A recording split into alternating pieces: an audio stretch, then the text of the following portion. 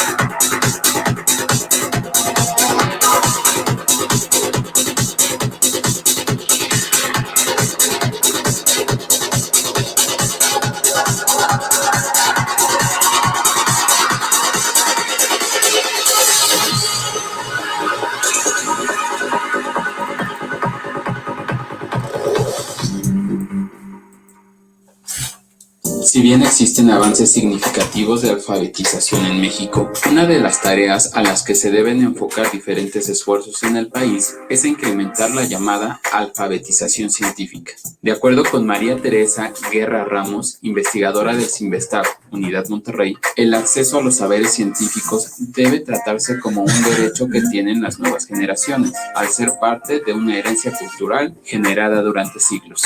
Mira, en este tema de la alfabetización científica se ha discutido también que es importante que los niños y jóvenes aprendan ciencias también, no solo para que puedan tomar decisiones vocacionales y convertirse en científicos, porque pues sabemos ya de antemano por datos que pues por 100% de estudiantes, pues un porcentaje muy pequeño van a proseguir carreras científicas. O sea, no aspiramos a que el 100% de los estudiantes se conviertan en científicos, pero sí es importante que los estudiantes entonces aprendan ciencias en la educación básica como parte de esa cultura general, de esa formación integral, y sea la ciencia algo que no sea ajeno para ellos, que lo puedan incorporar en sus marcos de explicación y todo eso, y que se les quede como esa herencia cultural, independientemente de que vayan a tener estudios posteriores en ciencias o no.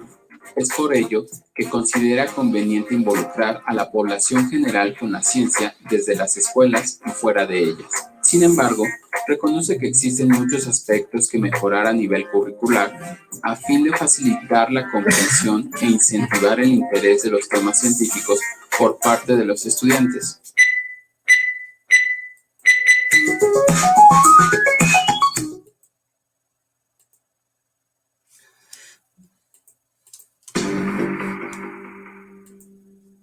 Si bien existen avances significativos de alfabetización en México, una de las tareas a las que se deben enfocar diferentes esfuerzos en el país es incrementar la llamada alfabetización científica. De acuerdo con María Teresa Guerra Ramos, investigadora del CINVESTAB, Unidad Monterrey, el acceso a los saberes científicos debe tratarse como un derecho que tienen las nuevas generaciones, al ser parte de una herencia cultural generada durante siglos. Mira, en este tema de la alfabetización científica se ha discutido también que es importante que los niños y jóvenes aprendan ciencias también, no solo para que puedan tomar decisiones vocacionales y convertirse en científicos, porque pues sabemos ya de antemano por datos que pues por 100% de estudiantes, pues un porcentaje muy pequeño van a proseguir carreras científicas. O sea, no aspiramos a que el 100% de los estudiantes se conviertan en científicos, pero sí es importante que los estudiantes entonces aprendan ciencias en la educación básica como parte de esa cultura general, de esa formación integral, y sea la ciencia algo que no sea ajeno para ellos, que lo puedan incorporar en sus marcos de explicación y todo eso, y que se les quede como esa herencia cultural, independientemente de que vayan a tener estudios posteriores en ciencias o no. Es por ello que considera conveniente involucrar a la población general con la ciencia desde las escuelas y fuera de ellas. Sin embargo, reconoce que existen muchos aspectos que mejorar a nivel curricular a fin de facilitar la comprensión e incentivar el interés de los temas científicos por parte de los estudiantes.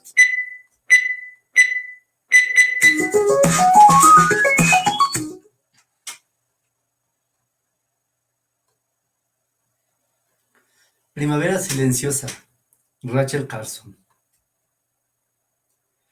Albert Schweitzer dijo: el hombre ha perdido su capacidad, su capacidad de prever y de aprovisionarse. Terminará por destruir la tierra. Los juncos se han marchitado en el Ellago y ningún pájaro canta Kids. Soy pesimista respecto al género humano porque es demasiado ingenioso para su propio bien. Nuestra aproximación a la naturaleza consiste en derrotarla hasta la sumisión. Nosotros encontraríamos mejor oportunidad de sobrevivir si nos acomodáramos a este planeta y lo consideráramos con aprecio en vez de escéptica y dictatorialmente. Eve White, agradecimientos. En esta carta escrita en enero de 1958, Paula Owens Hudkins, que contó su propia y amarga experiencia acerca de un pequeño mundo construido sin vida, y aguzó así de nuevo mi atención hacia un problema que me había preocupado durante mucho tiempo. Entonces me di cuenta de que debía escribir este libro. Desde entonces y durante años he recibido ayuda y estímulo por parte de tanta gente que no es posible nombrarlos a todos aquí. Los que han compartido libremente conmigo los frutos de muchos años de experiencia y estudio representan una amplia variedad de agencias gubernamentales en esta y en otras naciones. Diversas universidades e institutos de investigación y numerosos profesionales. A todos expreso mi más profunda gratitud por el tiempo y las ideas tan generosamente prestados. Además, mi reconocimiento especial se dirige a aquellos que dedicaron horas en leer partes del manuscrito y ofrecerme comentarios y críticas basadas en sus propios y expertos conocimientos. Aunque, en definitiva, la responsabilidad por la exactitud y validez del texto es mía, no podría haber completado el libro sin la generosa ayuda de estos especialistas. L.G. Bartolomé, M.D., de la Clínica Mayo; John J. Vicele, de la Universidad de Texas; A.W. A. Brown, de la Universidad de Western Ontario; Morton y Biskin, M.D., de Westport, Connecticut; C.J. Brieger, del Servicio de Protección de Vegetales de Holanda; Clarence Cotton, de la Fundación Roe y Bessie Welder Wildlife; George Crilley Jr., M.D., de la Clínica de Cleveland; Frank Eglin, de Norfolk, Connecticut; y Malcolm M. Hargraves, M.D., de la Clínica Mayo; W.C. Weber, M.D., del Instituto Nacional de Cáncer; C.J. Kerswig, del Consejo de Investigaciones Pesqueras del Canadá; Olaus Murray, de la Wilderness Society; y A.D. Pitker, del Departamento de Agricultura de Canadá; Thomas G. Scott, de la Inspección de Historia Natural de Illinois; Clarence Tarsel, del Centro Sanitary Engineering; y George J. Wallace, de la Universidad del Estado de Michigan. Todo el que se ha escrito en el libro, basado en la multitud de hechos diversos, debe mucho a la sagacidad y ayuda de los bibliotecarios. Yo tengo tal deuda con muchos, pero especialmente con Ida K. Johnston y la Biblioteca del Departamento del Interior, y con Thelma Robinson de la Biblioteca del Instituto Nacional de Salud. En cuanto a mi editor, Paul Burroughs, me ha prestado adicto estímulo a través de años y ha acomodado con alegría los planes a transposiciones y aplazamientos. Por esto y por su sagaz visión editora, le guardo gratitud imperecedora. He obtenido inteligente y devota ayuda en la enorme tarea de investigación en bibliotecas por parte de Dorothy Algier, Jan Davis y Beth Hannes Dove, y no me habría sido posible completar mi tarea, bajo circunstancias difíciles a veces, sin el fiel apoyo de mi ama de llaves, Ida Sproul. Finalmente, debo reconocer entre mi extensa deuda la que tengo con una multitud de personas, muchas de las cuales me son personalmente desconocidas, quienes, sin embargo, han hecho que la redacción de este libro parezca útil. Se trata de gente que primero habló contra el temerario e irresponsable envenenamiento del mundo que el hombre comparte con todas las demás criaturas y que ahora incluso está sosteniendo millares de pequeñas batallas que al final proporcionarán la victoria a la salud y al sentido común en nuestro acomodo al mundo que nos rodea. Rachel Carson. Nota de la autora. No he querido recargar este texto con notas o llamadas, pero comprendo que muchos de mis lectores desearán localizar algunos de los temas discutidos por él o en él. Por consiguiente, he incluido una lista de mis principales fuentes de información organizada por capítulos y páginas en un apéndice que se encontrará al final del libro. RC, fábula para el día de mañana. Había una vez una ciudad en el corazón de Norteamérica donde toda existencia parecía vivir en armonía con lo que la rodeaba. La ciudad estaba enclavada en el centro de un tablero de ajedrez de prósperas granjas, con campos de cereales y huertos donde, en primavera, blancas nubes de flores sobresalían por encima de los verdes campos. En otoño, las encinas, los arces y los abedules ponían el incendio de sus colores que flameaban y tildaban a través de un fondo de pinares. Entonces, los zorros ladraban en las colinas y los ciervos cruzaban silenciosamente los campos medio ocultos por las nieblas de las mañanas otoñales. A lo largo de las carreteras, el laurel, el viburno y el alder, los grandes helechos y las flores silvestres deleitaban el ojo del viajero la mayor parte del año, incluso en invierno. Los bordes de los caminos eran lugares de gran belleza, donde incontables pájaros acudían a comerse las moras y las bayas, y en los sembrados el rastrojo sobresalía de entre la nieve. La comarca era famosa por la abundancia y variedad de sus pájaros. Cuando la riada de las aves migratorias se derramaba sobre ella en primavera y en otoño, la gente llegaba desde grandes distancias para contemplarla. Otros iban a pescar en los arroyos que fluían claros y fríos de las montañas y que ofrecían sombreados remansos en que nadaba la trucha. Así sucedió en remotos días. Hace muchos años, cuando los primeros habitantes edificaron sus casas, cavaron los pozos y construyeron sus graneros. Entonces un extraño agustamiento se extendió por la comarca y todo empezó a cambiar. Algún maleficio que se había adueñado del lugar. Misteriosas enfermedades destruyeron las aves del corral, los ovinos y las cabras enflaquecieron y murieron. Por todas partes se extendió una sombra de muerte. Los campesinos hablaron de muchos males que aquejaban a sus familias.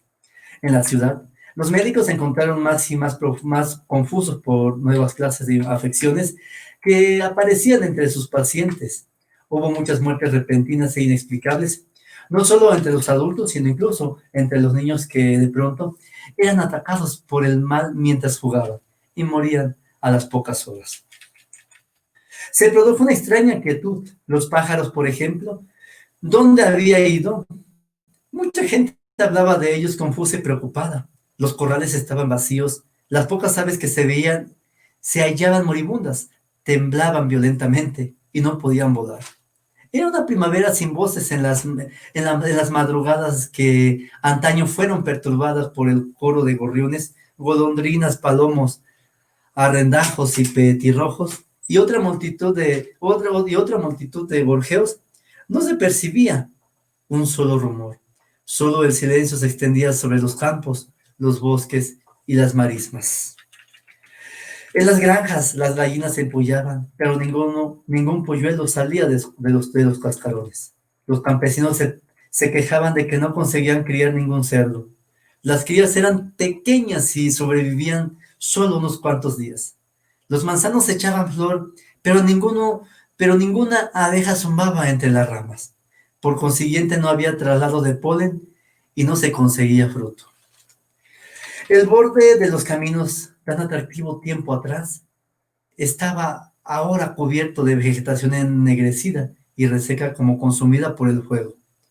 Aquellos también se hallaban silenciosos y desiertos de toda criatura viviente. Incluso los riachuelos se veían sin vida.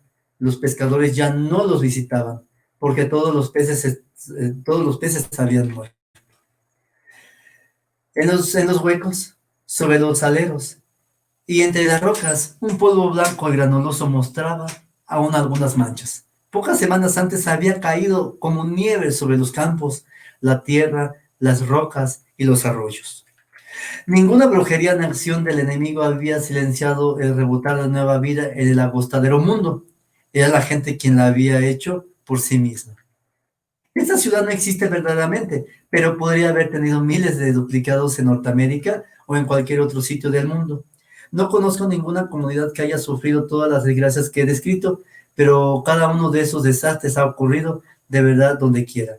Y muchas colectividades han experimentado un buen número de ellos.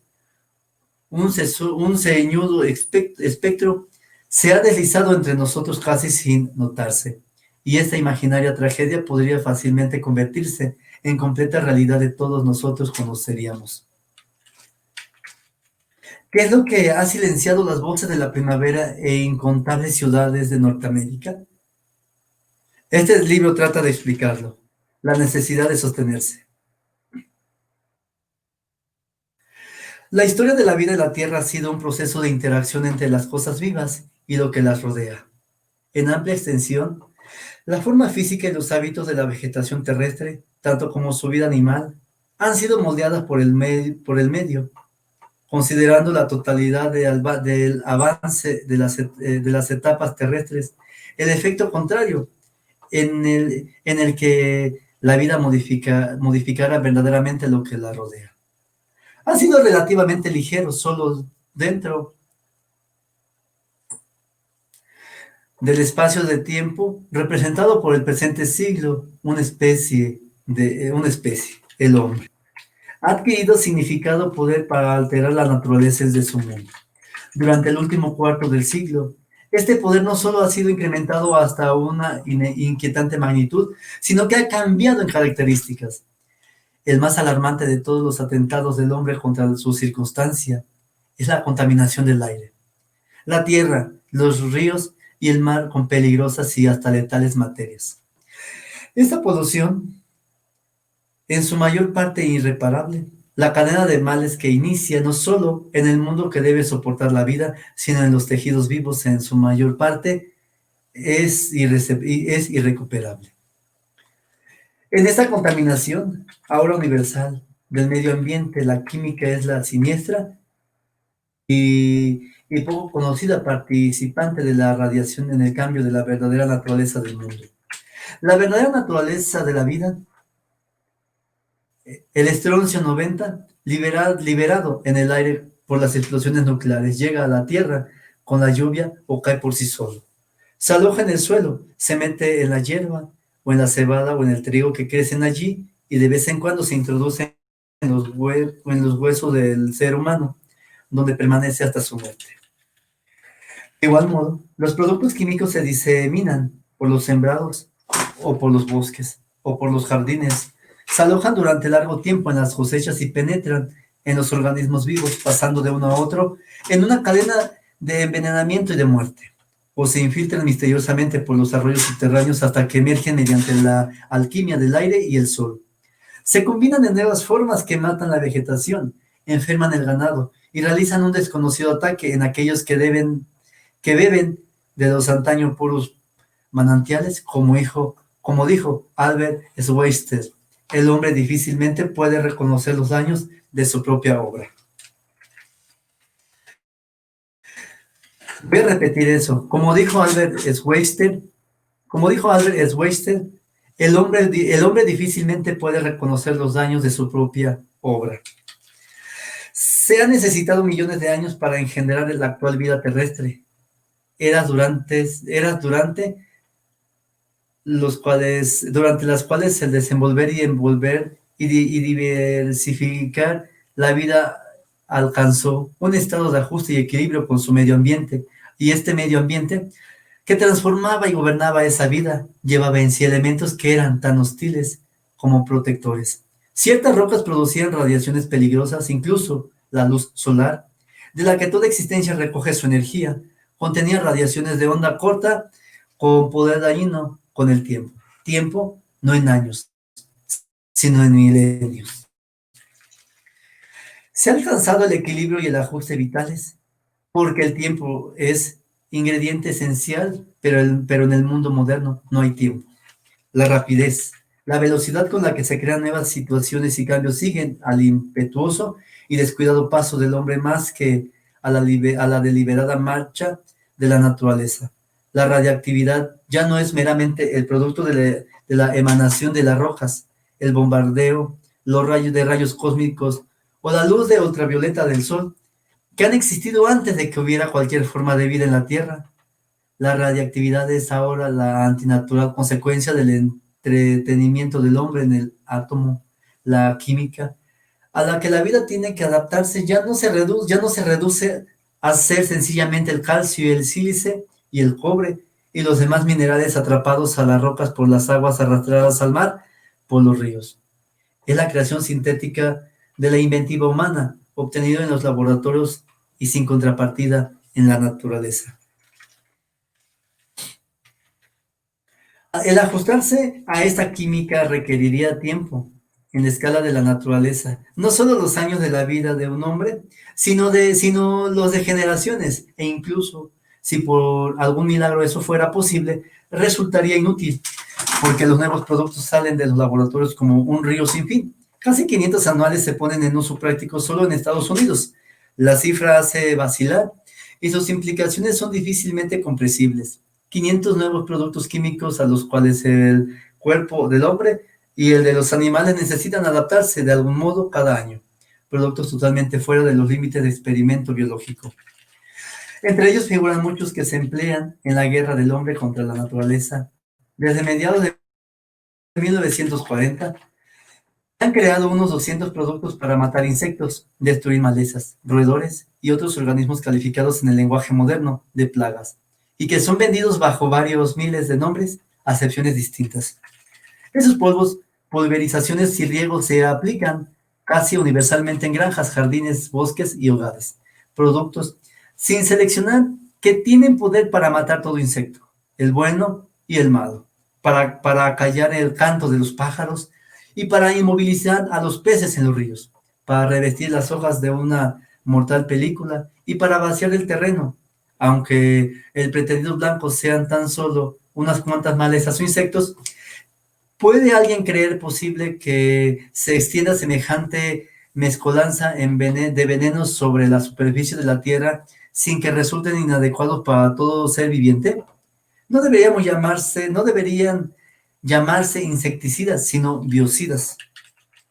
El total proceso de su aplicación parece acogido en una espiral infinita desde que el DDT fue difundido por el uso corriente. Se puso en marcha un conjunto de fases sucesivas en las que pueden hallarse elementos cada vez más tóxicos. Esto ha sucedido así porque los insectos, el triunfante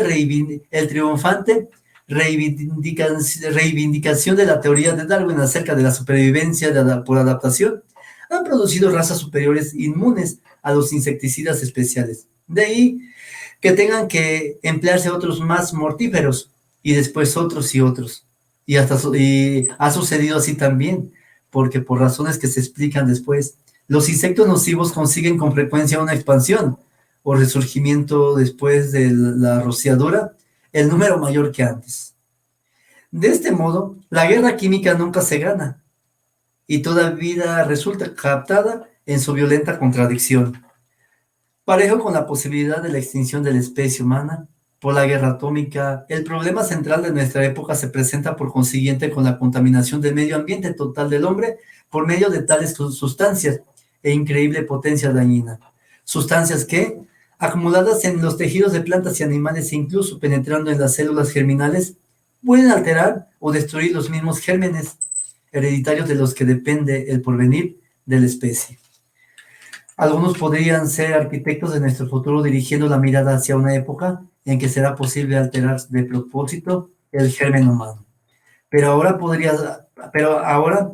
podría hacerse así por inadvertencia, por exceso de química, como las radiaciones, proporcionándonos transformaciones genéticas. En una ironía pensar que el hombre pueda determinar su propio futuro mediante algo tan aparentemente trivial como la elección de una pulverización insecticida. Se corre este riesgo. ¿Por qué? Los historiadores futuros quizá no comprendan nuestro desviado sentido de la proporción. ¿Cómo pueden los seres inteligentes tratar de dominar unas cuantas especies molestas por un método que contamine todo lo que les rodea y les atraiga la amenaza de un mal e incluso de la muerte de su propia especie? Sin embargo, esto es precisamente lo que hemos hecho, lo hemos hecho. No obstante, por razones que se derrumban en cuanto a la examinación, nos han dicho que el enorme uso de los plaguicidas es necesario para mantener la producción agrícola, pero nuestro problema real no es de superproducción, pero nuestro problema real no es de superproducción. Nuestras granjas, a pesar de las medidas para disminuir terrenos de producción y para pagar a los agricultores que no producen, han rendido tan asombroso exceso de cosechas que el contribuyente norteamericano pagó en 1962 más de $1 billion para sostener el costo del programa de almacenaje del excedente de alimentos y la situación que sostiene cuando una rama del Departamento de Agricultura trata de reducir la producción, mientras en otros estados, como se hizo en 1958. Se cree generalmente que la reducción de hectáreas de cultivo bajo la dirección del Banco Agrícola estimulará el interés que por el uso de productos químicos para obtener la máxima producción de la tierra dedicada a la siembra. Todo esto viene a colación para decir que no hay problema con los insectos ni necesidad de vigilancia. Yo opino más bien que la vigilancia debe adaptarse a la realidad, no a situaciones imaginarias y que los métodos empleados tienen que ser tales que no nos destruyan a nosotros al mismo tiempo que a los insectos. El problema cuya solución se busca ha traído a tal vía de desastre en su agitación que representa digno acompañamiento a nuestro moderno sistema de vida. Mucho antes de la era en que apareció el hombre, los insectos habitaban la tierra, un grupo de seres extraordinariamente variado y adaptable a cualquier circunstancia. En el curso del tiempo, desde el advenimiento del hombre, un pequeño porcentaje de más de 500.000 de especies de insectos entraron en conflicto con el género humano de dos maneras principales: como competidores de los productos alimenticios y como portadores de enfermedades. Los insectos productores de males en el ser humano se convierten en importantes cuando la muchedumbre se agolpan, especialmente en condiciones de bajo nivel de salubridad, como en tiempo del natural desastre, de la guerra, o en situaciones de extrema miseria y de pauperación. Entonces, la represión de algunos grupos se hace necesaria. Sin embargo, es un hecho palpable, como dentro de pocos veremos, que el método de represión química en forma masiva tiene solo éxito limitado y que también amenaza con empeorar las verdaderas condiciones que se intentan resolver. Bajo condiciones de agricultura primaria, el campesino tiene pocos problemas de insectos. Estos crecen con la intensificación de los cultivos, entrega de inmensas extensiones de terreno a una sola cosecha. Este sistema prepara los peldaños para la reproducción masiva de colonias de insectos específicos. Los cultivadores de una sola clase de productos no se lucran de los principios por medio de los cuales trabaja la naturaleza. Se trata de una agricultura como puede concebirla un ingeniero. La naturaleza ha producido gran variedad en el paisaje, pero el hombre ha desplegado verdadera pasión por simplificarlo. De este modo, deshace el edificio de divisiones y del equilibrio en que la naturaleza contiene en sus límites a las especies. Una división natural importante es la de la reducción hasta el número deseable de cada especie. Es obvio, por consiguiente, que el insecto que vive en el trigo puede elevar su colonia a niveles muy superiores en una granja dedicada a trigales, que en la que el trigo se altera con otros dicen. Es obvio, por consiguiente, que el insecto que vive en el trigo puede elevar su colonia a niveles muy superiores en una granja dedicada a trigales, que en la que el trigo se alterna con otros cultivos a las que el insecto no está adaptado. Lo mismo sucede en otros casos. Hace una generación o más, Las ciudades de extensas áreas de los Estados Unidos alineaban en sus calles nobles olmos. Ahora la belleza que fue creada esperanzadamente se ve amenazada de la más completa destrucción, pues la enfermedad se abate sobre esos árboles extendida por un coleóptero que hubiera tenido solo limitada oportunidad de reproducirse en gran escala si los olmos hubieran sido árboles diseminados en un plantío de variedades diversas. Voy a repetir eso. Lo mismo sucede en otros casos. Hace una generación o más, las ciudades de extensas áreas de los Estados Unidos alineaban en sus calles nobles olmos. Ahora, las bellezas que se creaba, la belleza que fue creada esperanzadamente se ve amenazada de la más completa destrucción, pues la enfermedad se abate entre esos árboles extendida por un coleóptero que hubiera tenido solo limitada oportunidad de reproducirse en gran escala si los olmos hubieran sido árboles diseminados en un plantío de variedades diversas. Otro factor en el moderno problema de los insectos es uno que debe ser enfocado contra el panorama de la historia humana y geológica. El despliegue de millares de diferentes clases de organismos desde sus puntos de nacimiento para invadir nuevos territorios. Esta migración por el ancho mundo ha sido estudiada y descrita gráficamente por el ecólogo británico Charles Elton en su reciente libro La ecología de las invasiones. Durante el periodo Cretáceo, hace varios cientos de millones de años, los mares cortaron muchos puentes entre continentes y los seres vivos se encontraron confinados en los que Elton llama colosales reservas de naturaleza separadas. Allí, aislados de otros de su especie, desarrollaron muchas otras variedades. Cuando algunos procedentes de los macizos terrestres volvieron a unirse hace unos 15 millones de años, estas variedades empezaron a trasladarse a nuevos territorios en un movimiento que no solo está aún en progresión, sino que ahora recibe considerable ayuda por parte del hombre. La importación de las plantas es la primordial, dice, la importación de plantas es el primordial agente en la moderna propagación de las especies porque los animales han ido invariablemente donde las plantas, siendo la cuarentena una innovación relativamente reciente y no del todo efectiva. Solo la Oficina de Introducción de Plantas de Estados Unidos ha dado entrada a casi 200,000 especies y variedades de plantas procedentes del mundo entero. Aproximadamente la mitad de 180 mayores enemigos de los vegetales en Norteamérica son importados de fuera, y la mayor parte de esos insectos llegaron como adherencias en las plantas. El nuevo territorio, fuera del alcance de la mano moderadora de sus naturales, dice, el nuevo territorio, fuera del alcance de la mano moderadora de sus naturales adversarios que mantienen en inferioridad su número en tierra nativa, una planta o un animal invasores son capaces de convertirse en tremendamente abundantes. Así pues, no es por accidente por lo que nuestros más perturbadores insectos han introducido sus variedades. Estas invasiones, tanto las producidas naturalmente como las debidas a la ayuda humana, tienen aspecto de continuar indefinidamente. La cuarentena y las campañas químicas masivas son solo maneras carísimas de perder el tiempo.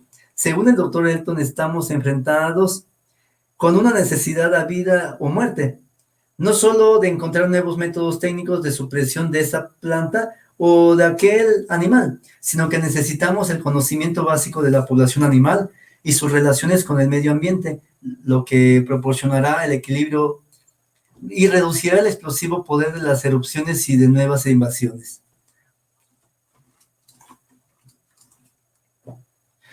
Gran parte del conocimiento necesario es ya valioso, pero no se hace uso de él.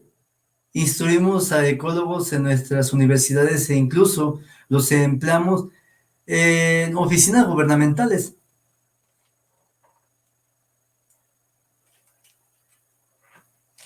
Perdón. Dice, el nuevo territorio fuera del alcance de la mano moderadora de sus naturales adversarios que se mantienen en inferioridad su número en tierra nativa. Una planta o animal invasores son capaces de convertirse en tremendamente abundantes, así pues, no es por accidente, por lo que nuestros más perturbadores insectos han introducido sus variedades. Estas invasiones, tanto las producidas naturalmente como las debidas a la ayuda humana, tienen aspectos de continuar indefinidamente. La cuarentena y las campañas químicas masivas son solo maneras carísimas de perder el tiempo. Según el doctor Elton, estamos enfrentados con una necesidad a vida o muerte, no solo de encontrar nuevos métodos técnicos de supresión de esta planta o de aquel animal, sino que necesitamos el conocimiento básico de la población animal y sus relaciones con el medio ambiente, lo que proporcionará el equilibrio y reducirá el explosivo poder de las erupciones y de nuevas invasiones. Gran parte del conocimiento necesario es ya valioso, pero no se hace uso de él. Instruimos a ecólogos en nuestras universidades e incluso los empleamos en oficinas gubernamentales, pero rara vez aceptamos su consejo. Permitimos que caiga la mortal lluvia química como si hubiera otra alternativa, mientras que de hecho existen muchas más que podían ser pronto halladas si se trabajase en tal sentido. Hemos caído en un estado de mesmerismo que nos hace aceptar como inevitable lo inferior o perjudicial, como si hubiéramos perdido la voluntad o la visión de demanda de lo bueno. Tales pensamientos, según las palabras del ecólogo Paul Shepard, idealizan la vida permitiéndole tan solo que saque la cabeza fuera del agua, unos centímetros por encima de los límites de tolerancia de la corrupción de su propio medio ambiente.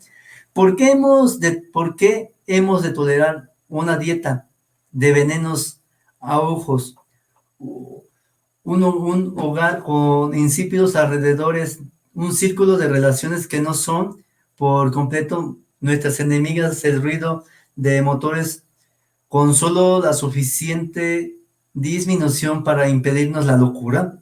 ¿Quién puede querer vivir en un mundo que únicamente no es del todo fatal? Sin embargo, tal clase de mundo está gravitando sobre nosotros. La cruzada para crear un mundo químicamente esterilizado y libre de insectos parece haber engendrado un celo frenético por parte de muchos especialistas y la mayor parte de las llamadas oficinas de control. De cualquier modo, es evidente que los que están comprometidos en operaciones de pulverizaciones ejercen un poder verdaderamente cruel. Los entomólogos reguladores funcionan como perseguidores, jueces y jurados, asesores de impuestos y recaudadores y jefes de policía para reforzar sus propias órdenes, dice el entomólogo de Connecticut, Nelly Turner. Los más flagrantes abusos no hallan represión tanto en las oficinas federales como en las del Estado. No es mi propósito que los insecticidas químicos deban ser descartados siempre. Con lo que estoy en contra es con haber puesto potentes productos químicos ponzoñosos sin discriminación en manos de personas total o casi completamente ignorantes de su poder dañino. Hemos subordinado enormes cantidades de personas al contacto con tales venenos, sin su consentimiento y con frecuencia sin su conocimiento. Si la Carta de Derechos no contiene garantía de que un ciudadano será protegido contra sustancias letales distribuidas bien por personas particulares o bien por empleados públicos, es seguramente porque nuestros antepasados, a pesar de su considerable sabiduría y previsión, no podían concebir semejante problema. Estoy en contra, asimismo, de que se permita que estos productos químicos sean usados con poca o ninguna investigación previa de sus efectos en las cosechas, en el agua, en la vida animal y en el propio hombre. Las generaciones futuras difícilmente perdonarán nuestra falta de preocupación por la integridad del mundo natural que sostiene toda la vida. Poseemos todavía un conocimiento muy escaso del alcance de tal amenaza. Estamos en una era de especialistas.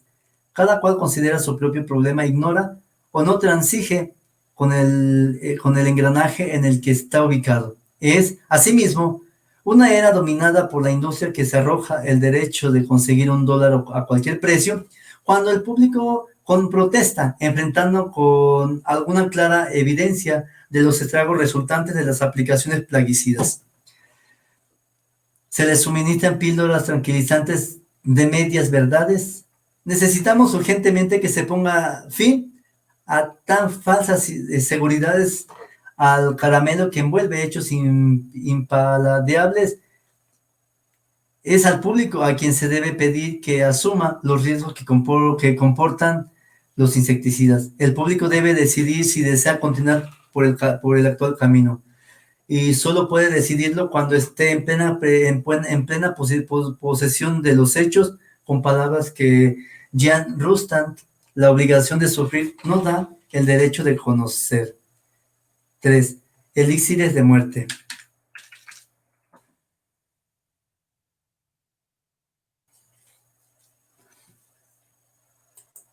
Saludos, primo Francisco Benito, saludos hasta Tampico, un abrazo, saludos, chido. Bueno, seguimos, voy a tomar un poquito de agua y pongo un poquito de música porque...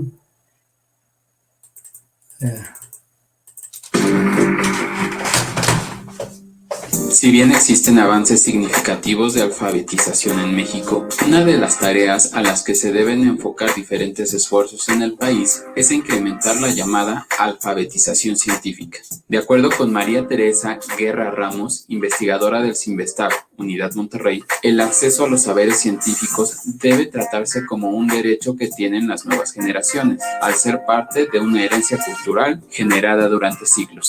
Mira, en este tema de la alfabetización científica se ha discutido también que es importante que los niños y jóvenes aprendan ciencias también, no solo para que puedan tomar decisiones vocacionales y convertirse en científicos, porque pues sabemos ya de antemano por datos que pues por 100% de estudiantes, pues un porcentaje muy pequeño van a proseguir carreras científicas. O sea, no aspiramos a que el 100% de los estudiantes se conviertan en científicos, pero sí es importante que los estudiantes entonces aprendan ciencias en la educación básica como parte de esa cultura general, de esa formación integral, y sea la ciencia algo que no sea ajeno para ellos, que lo puedan incorporar en sus marcos de explicación y todo eso, y que se les quede como esa herencia cultural, independientemente de que vayan a tener estudios posteriores en ciencias o no. Es por ello que considera conveniente involucrar a la población general con la ciencia desde las escuelas y fuera de ellas. Sin embargo, reconoce que existen muchos aspectos que mejorar a nivel curricular a fin de facilitar la comprensión e incentivar el interés de los temas científicos por parte de los estudiantes.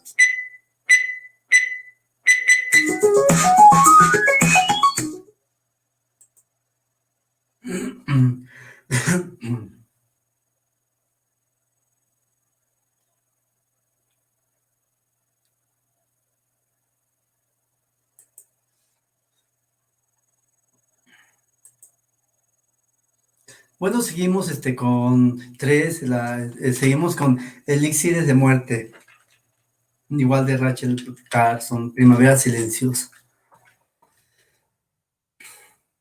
Por primera vez en la historia del mundo, todo ser humano está ahora sujeto al contacto con peligrosos productos químicos desde su nacimiento hasta su muerte. En menos de 2 décadas de uso, los plaguicidas sintéticos han sido tan ampliamente distribuidos a través del mundo animado e inanimado, que se encuentran virtualmente por todas partes. Se han hallado residuos de estos productos en la mayoría de los sistemas fluviales importantes e incluso en corrientes subterráneas que fluyen desconocidas a lo largo de la Tierra. En la Tierra, donde pueden haber sido aplicados una docena de años antes, en el cuerpo de pescados, pájaros, reptiles y animales salvajes y domésticos, hasta el punto de que los hombres de ciencia que efectúan experimentos animales han encontrado casi imposible localizar a seres libres de tal contaminación. Han sido hallados en peces de lagos situados en montañas remotas, en lombrices de tierra recogidas en sembrados, en huevos de pájaros y en el propio hombre, porque tales productos químicos están ahora almacenados en el cuerpo de la mayoría de los humanos, sin discriminación de edades, se encuentran en la leche de las madres y probablemente en los tejidos de los niños por nacer. Todo esto se ha producido a causa de la súbita aparición y del prodigioso crecimiento de una industria de fabricación de materias sintéticas con propiedades insecticidas. Esta industria es hija de la Segunda Guerra Mundial. En el curso del desarrollo de agentes químicos para la guerra, algunas de las materias fueron descubiertas como letales para los insectos. El hallazgo no se produjo por casualidad. Los insectos fueron ampliamente usados para probar los productos químicos mortales al hombre. El resultado fue al parecer, interminable río de insecticidas sintéticos.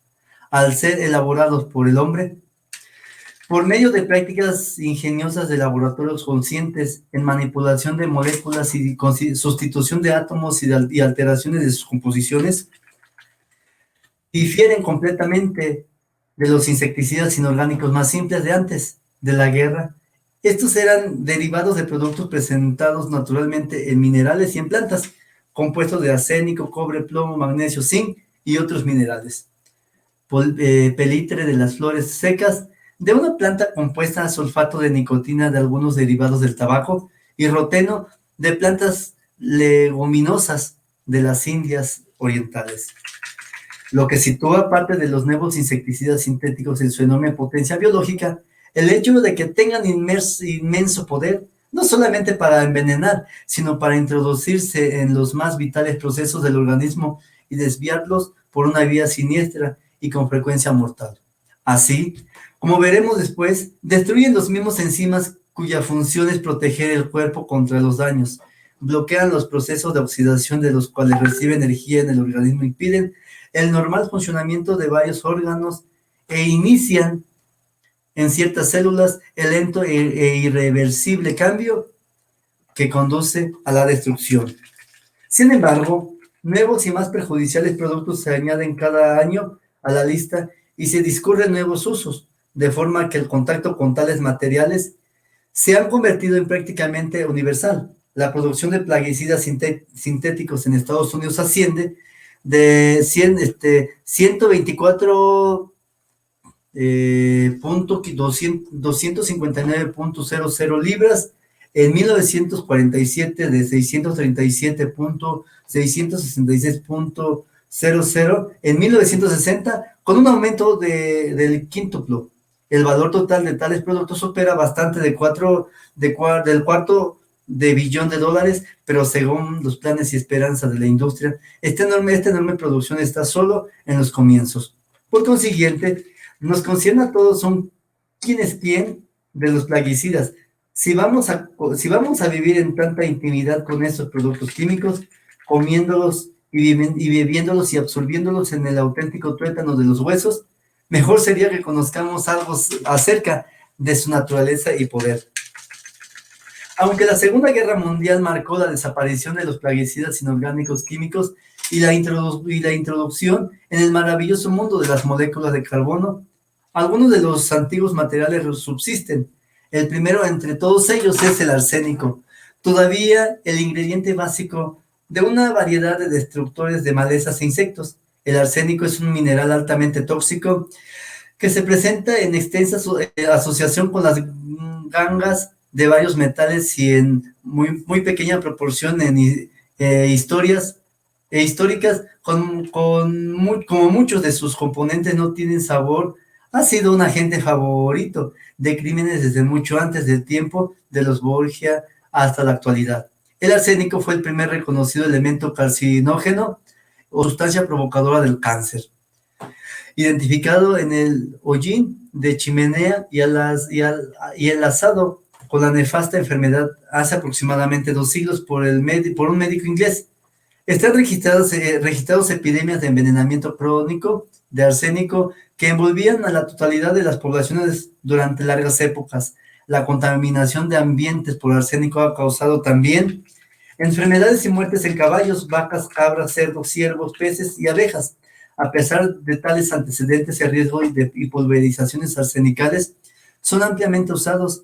Las pulverizaciones de arsénico en los campos de algodón del sur de Estados Unidos han casi desaparecido actualmente. Los granjeros que usaron el arsénico en pulverizaciones durante largos periodos acabaron afectados de envenenamiento crónico.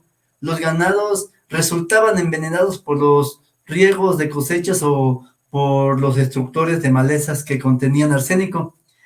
El efectuar riego de arsénico en tierras de vallas destructores de malezas que contenían arsénico, al efectuar el riego del arsénico en tierras de vallas silvestres, ha extendido el peligro por las granjas de la vecindad, contaminando arroyos y envenenando fatalmente abejas y vacas y causando males a la humanidad.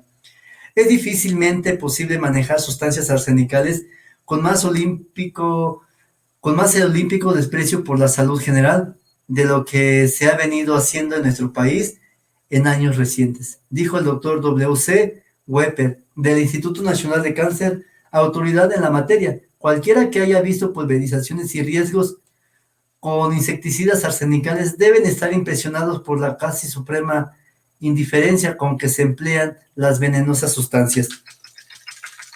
Los insecticidas modernos son todavía más mortíferos. La inmensa mayoría están comprendidos en uno de los grandes grupos de productos químicos. Uno, representado por el DDT, es conocido como hidrocarburo clorado. El otro grupo está compuesto por los insecticidas de fósforo orgánico y representado por los nombres razonablemente familiares, el malatión y paratión. Todos ellos tienen una cosa en común, como se dice más arriba. Están edificados sobre una base de átomos de carbono, que son también los indispensables cimientos del mundo viviente, por lo que se clasifican como orgánicos. Para comprenderlos debemos ver de qué están hechos y cómo, aunque ligados con la química básica de todos los tiempos, tienden a modificaciones que los hacen agentes de la muerte. El elemento básico, el carbono, está compuesto de átomos que tienen la casi infinita capacidad de formar unos con otros cadenas, anillos y varias otras configuraciones, y también de quedar unidos con átomos de otras sustancias. Realmente, la increíble diversidad de seres vivos, desde la bacteria hasta la gran ballena azul, se debe ampliamente a esta capacidad de carbono. La compleja molécula de la proteína tiene el átomo de carbono con base, igual que se les pasa a las moléculas de la grasa, a los hidratos de carbono, a los enzimas y a las vitaminas, y también lo poseen una inmensa cantidad de seres no vivientes, porque el carbono no es necesariamente un símbolo de vida. Algunos compuestos orgánicos son simples combinaciones del carbono e hidrógeno. El más simple de todos es el metano, o gas de los pantanos, formados en la naturaleza por la descomposición bacteriana de materia orgánica bajo el agua, mezclado con el aire en proporciones adecuadas. El metano se convierte en la temible combustión húmeda.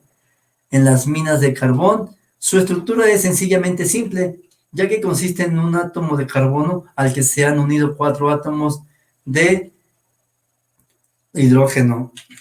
Los químicos han descubierto que es posible separar a todos los átomos de hidrógeno y sustituirlos por otros elementos. Por ejemplo, sustituyendo un átomo de hidrógeno por uno de cloro, produciremos cloruro de metano. Quitando 3 átomos de hidrógeno y sustituyendo los otros por otros tantos de cloro, tendremos el cloroformo anestésico. Sustituyendo por átomos de cloro todos los átomos de hidrógeno, el resultado es tetracloruro de carbono, el conocido líquido de limpieza.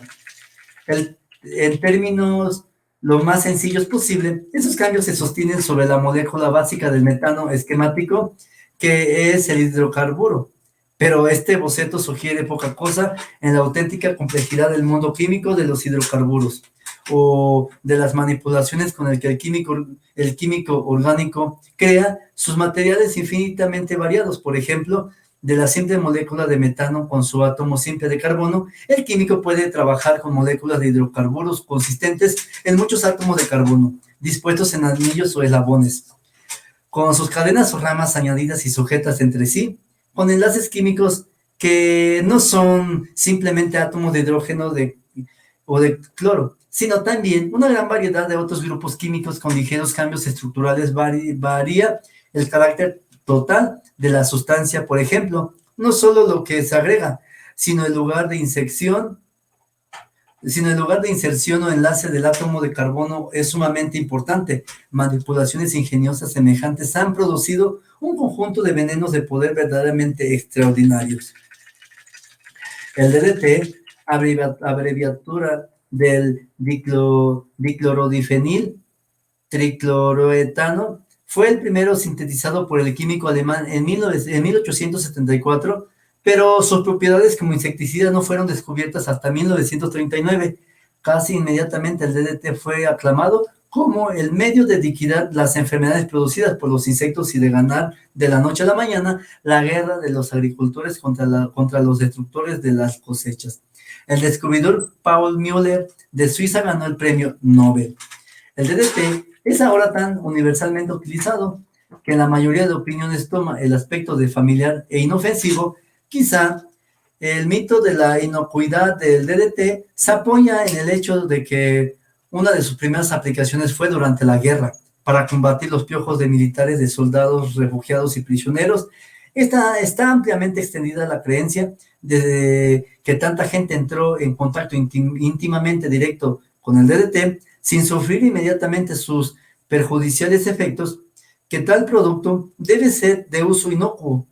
Este comprensible error parte del hecho de que, al contrario de otros hidrocarburos clorados, el DDT en forma de polvo no es absorbido rápidamente por la piel. Disuelto en aceite, como está usualmente, el DDT es declaradamente venenoso. Si se traga, es absorbido lentamente por el aparato digestivo y también puede ser absorbido por los pulmones.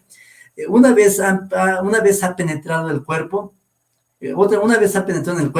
se almacena largamente en órganos ricos en sustancias grasas, porque el propio DDT es liposoluble, tales como las cápsulas suprarrenales, los testículos, las glándulas tiroides. En cantidades relativamente grandes se deposita en el hígado, en los riñones o en la grasa del grande y protector mesenterio que envuelve los intestinos.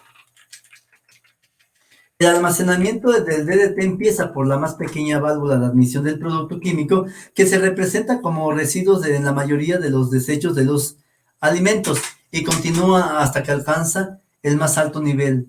El depósito de las partes grasas actúa como amplificador biológico, de modo que una dosis tan pequeña como la de 1 sobre 10 de micrón en un alimento resulta en almacenamiento de unos 10 o 15 micrones, lo que representa el aumento de 100 veces o más. Estos términos de referencia, tan familiares al químico o al farmacéutico, son extraños para la mayoría de nosotros. Un micrón o millonésima de gramo nos suena como una cosa muy pequeña. Así es, pero tales sustancias son tan potentes que una minúscula cantidad puede proporcionarnos enormes cambios en el organismo. En experimentos con los animales han sido encontrados 3 micrones por gramo al extraer el enzima esencial en el músculo cardíaco. Solo 5 micrones han ocasionado la necrosis o desintegración de las células hepáticas. Solo 2.5 micrones de los productos íntimamente emparentados dieldrin y clordano han hecho lo mismo. Esto realmente no es sorprendente. En la alquimia normal del cuerpo humano existe tal disparidad entre la causa y efecto que, por ejemplo, cierta cantidad de yodo, tan pequeña como 2/10 milésimas de gramo, representa la diferencia entre la salud y la enfermedad. como esas pequeñas cantidades de plaguicidas no solo mantienen almacenadas y solo se expulsan lentamente. La amenaza de envenenamiento crónico, cambios degenerativos del hígado y otros organismos es absolutamente real.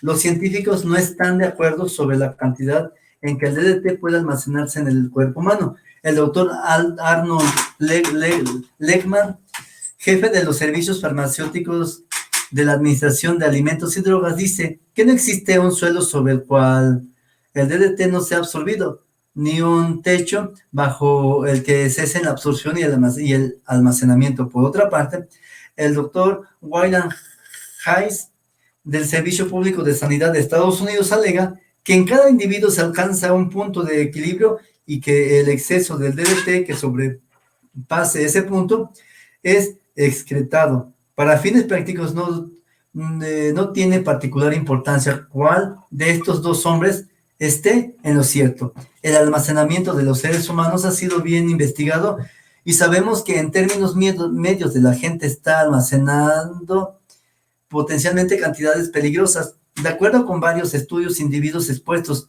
a la sustancia en términos no conocidos, aparte del inevitable contacto diario, reúnen un porcentaje de 5.3 micrones a 7.4 micrones. Los trabajadores agrícolas 17.1 micrones y los obreros de fábricas de insecticidas nada menos que 649 micrones. Así que la escala de almacenamiento comprobados es amplia y lo que es incluso más importante en este punto, las cifras mínimas sobrepasan el nivel en el cual empieza el peligro para el hígado y otros organismos o tejidos.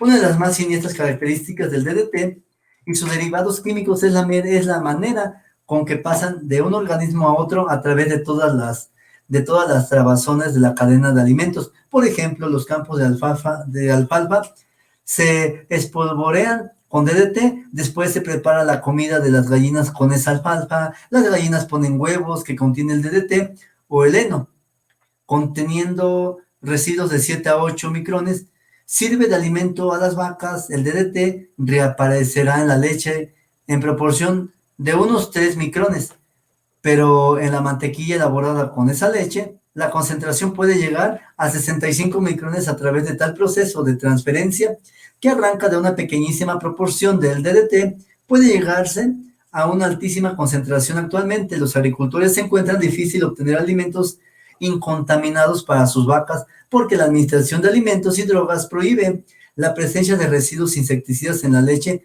embarcada para el comercio exterior. El veneno también puede ser transmitido por la madre a su descendencia. Residuos insecticidas se han hallado en la leche humana en muestras comprobadas por científicos de la Administración de Alimentos y Drogas.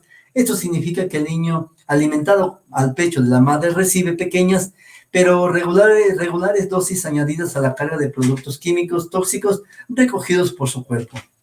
Este no es en modo alguno su primer contacto. Sin embargo, hay buenas razones para creer que estos comienzan mientras está en el seno materno.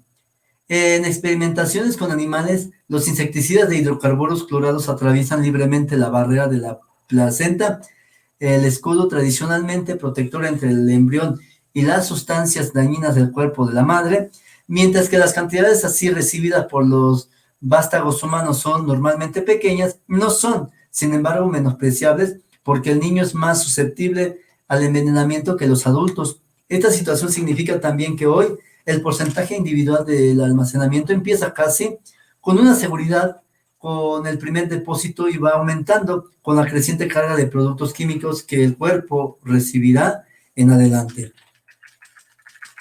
El conjunto de estos hechos, almacenamiento incluso a niveles bajos, subsiguientes acumulaciones y dolencias del hígado que pueden fácilmente producirse en dietas normales, llevó a los científicos de la Administración de Alimentos y Drogas en fecha tan temprana como 1950 a decir que es sumamente probable que haya sido subestimado el peligro potencial del DDT. No ha existido situación semejante en la historia de la medicina. Nadie conoce todavía cuáles pueden ser las últimas consecuencias de la misma. clordano, otro hidrocarburo clorado, tiene como todos los desagradables atributos del DDT, más unos cuantos que son de su peculiar propiedad. Sus residuos son largamente persistentes en la tierra, en los restos de alimentos o en la superficie de los cuerpos en que puedan ser aplicados, aunque son también completamente volátiles, y el envenenamiento por inhalación es un peligro definido para cualquiera de los que los maneje o se exponga a ellos. El cloro utiliza cualquier forma de entrada al cuerpo humano, atraviesa fácilmente la piel, se respira como vapor y después, desde luego, es absorbido por el aparato digestivo, que si se tragan sus residuos como cualquier otro hidrocarburo clorado, sus depósitos crecen en el cuerpo en forma acumulativa. Una dieta conteniendo una proporción tan pequeña como 2.5 micrones por gramo puede en ciertos casos crecer hasta almacenar 75 micrones en la grasa de animales de experimentación. Un farmacólogo tan experimentado como el Dr. Lexman ha descrito el cloro como uno de los más tóxicos insecticidas. Cualquiera que lo maneje puede envenenarse, juzgando por el descuido y la liberalidad con que se utiliza el cloro en las pulverizaciones para el césped de los suburbios. Esta advertencia no ha sido tomada al pie de la letra. El hecho de que los arrabales no hayan sido instantáneamente puestos en conmoción tiene poco significado, porque las toxinas pueden dormir largo tiempo en el organismo y hacerse manifestarse meses o años después de un oscuro desorden que hace casi imposible seguir la pista de sus orígenes. Por otra parte, la muerte puede presentar rápidamente. Una víctima que accidentalmente derramó sobre su piel una solución de 25% mostró síntomas de envenenamiento a los 40 minutos y su fallecimiento tuvo efecto antes de que pudiera conseguirse ayuda facultativa. No puede confiarse tampoco en recibir avisos que permitan obtener a tiempo tratamiento adecuado. Los percloruros derivados del cloro se expenden como fórmulas separadas. Aquellos tienen una capacidad especialmente alta para almacenarse en la grasa. Si la alimentación contiene una cantidad tan pequeña como 1 sobre 10 micrones, habrá proporciones apreciables del heptacloro en el cuerpo. Este tiene asimismo la curiosa propiedad de transformarse en otra sustancia químicamente distinta conocida como heptacloro epóxido. Esto lo efectúa en la tierra y en los tejidos tanto de plantas como de animales. Pruebas en pájaros han indicado que el expósito que resulta de este cambio es alrededor de 4 veces más tóxico que el producto químico original, que es a su vez 4 veces más tóxico que el cloro. Hace mucho tiempo, a mediados de 1990, fue descubierto como causante de hepatitis un grupo especial de hidrocarburos, la neftalina clorada, origen también de una poco corriente y mortal enfermedad del hígado, entre personas sometidas a su contacto por el trabajo. Este producto ha conducido a enfermedades y muerte a trabajadores e industrias eléctricas, y más recientemente en la agricultura ha sido considerado como causa de una misteriosa y generalmente fatal enfermedad del ganado vacuno. En vista de tales antecedentes, no es de extrañar que 3 de los insecticidas que pertenecen a este grupo estén comprendidos entre los más virulentamente mortales de todos los hidrocarburos. Son estos: el dieldrin o el aldrin y el endrin. El dieldrin, así llamado por el nombre de un químico alemán, Diels, es alrededor de 5 veces más tóxico que el DDT cuando se traga, pero 40 veces más tóxico cuando es absorbido por la piel. En una solución es notorio por hacer efecto rápidamente y por terribles síntomas en el sistema nervioso, donde provoca convulsiones. Las personas así intoxicadas se recuperan con tal lentitud que pueden deducirse efectos crónicos, como los de otros hidrocarburos clorados. Esos efectos incluyen graves daños en el hígado. La larga duración de los residuos y lo efectivo de su acción hacen del dieldrin uno de los insecticidas más usados hoy en día. A pesar de la lamentable destrucción de la vida salvaje, se ha seguido a su empleo, como se ha comprobado en codornices y faisanes. Es alrededor de 40 a 50 veces más tóxico que el DDT. Existen lagunas en nuestro conocimiento acerca de cómo el dieldrin se almacena o distribuye en el cuerpo o es excretado porque la ingenuidad de los químicos inventando insecticidas ha ocurrido desde hace tiempo más que el conocimiento biológico respecto a la manera con que esos venenos afectan al organismo vivo. No obstante, hay detalladas indicaciones de larga permanencia en el cuerpo humano, donde esos depósitos pueden yacer dormidos como los volcanes, y solo hacer su aparición en periodos de debilidad física, cuando el cuerpo echa mano de sus reservas de grasa. Mucho de lo que conocemos realmente ha sido aprendido a través de dura experiencia en campañas contra la malaria efectuadas por la Organización Mundial de la Salud. Tan pronto como el dieldrin sustituyó el DDT en la represión de la malaria, porque los mosquitos de la malaria se hicieron resistentes al DDT, empezaron a presentarse casos de intoxicación entre los hombres encargados de las pulverizaciones. El porcentaje fue considerable. Desde la mitad de ellos hasta la totalidad variaban según los diferentes programas. Fueron atacados por convulsiones y algunos murieron. Otros sufrieron esas convulsiones por espacio de 4 meses después del último contacto con la sustancia en cuestión. El aldrin es un producto un tanto misterioso porque, aunque existe como entidad separada, posee una relación de alter ego con el dieldrin. Cuando se sacan zanahorias de un terreno tratado con aldrin, se le encuentran residuos del dieldrin. Tal cambio ocurre en tejidos vivos y también en la tierra. Esta transformación química ha conducido a informes erróneos, porque si un químico, sabiendo que ha sido aplicado el aldrin, hace la prueba de se encontrará decepcionado y pensando que todos los residuos han desaparecido. Allí encuentra unos residuos, pero son de dieldrin, y esto requiere una prueba distinta. Como el dieldrin, el aldrin es extremadamente tóxico, produce transformaciones degenerativas en el hígado y en los riñones. Una cantidad del tamaño de una tableta de aspirina es bastante para matar a más de 400 codornices. Ha originado muchos casos de intoxicaciones de personas, la mayoría en relación con las manipulaciones industriales.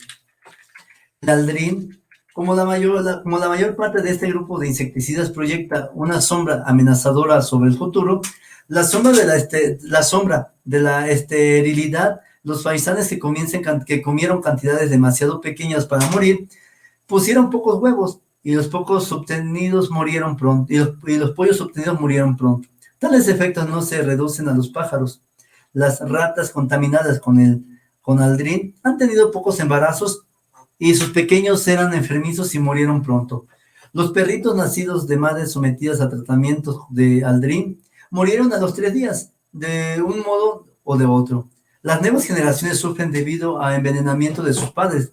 Nadie sabe si el mismo efecto se verá en los seres humanos, aunque este producto químico ha sido rociado desde aviones sobre áreas suburbanas y tierras de labor. El endrin es el más tóxico de todos los hidrocarburos clorados, aunque desde el aspecto químico es bastante emparentado con el dieldrin.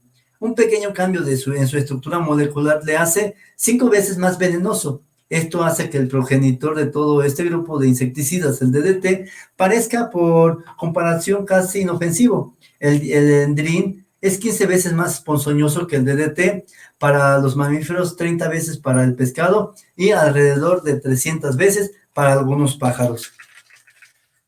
A la década de su uso, el endrin ha matado enormemente números de peces, ha envenenado fatalmente el ganado vacuno que andaba desperdigado por los huertos pulverizados, ha emponzoñado Manantiales sí ha dado un serio aviso, desde por lo menos un importante departamento sanitario del estado, de que su uso sin discernimiento está poniendo en peligro vidas humanas.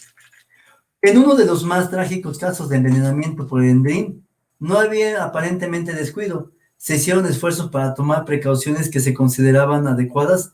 Un niño de 1 año había sido llevado a vivir a Venezuela con sus padres. En la casa donde se mudaron tenían muchas cucarachas y después de unos cuantos días emplearon un insecticida conteniendo endrín. El niño y el perrito de la familia fueron sacados de la casa antes de hacer la pulverización de las 9 de la mañana. Después de pulverizar, se fregaron los suelos. El niño y el perro volvieron alrededor de media tarde. Cosa de 1 hora después, el perro vomitó, empezó a sufrir convulsiones y murió. A las 10 de la noche del mismo día empezaba a vomitar el bebé.